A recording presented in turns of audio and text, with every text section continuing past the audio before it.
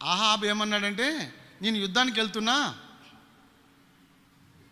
నువ్వు నాతో వస్తావా, నాకు సహకరిస్తావా అని అడిగిండు. ఎవరు అడిగిర్రు? ఆహాబు అడిగిండు. యెహోషాపాతుని అడిగితే యెహోషాపాతు ఏమంటుండు?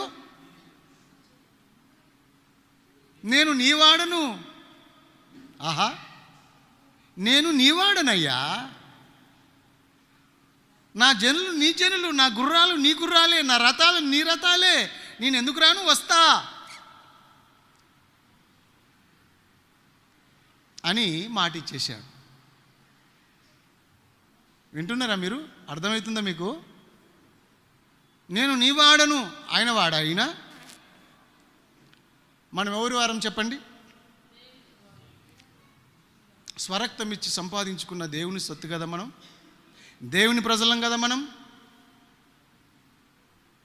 ఎవరి సొత్తు మనం చెప్పండి? దేవుని సొత్తు కదా మనం.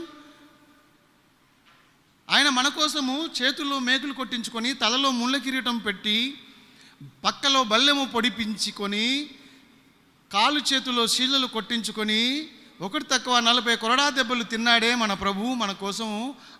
ఆఖరి రక్తపు చుక్క, ఆఖరి బొట్టు వరకు కార్చి మనం సంపాదించుకున్నాడే.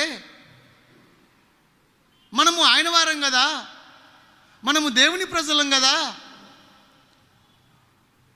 మనము ప్రత్యేకించబడిన వాళ్ళం కదా.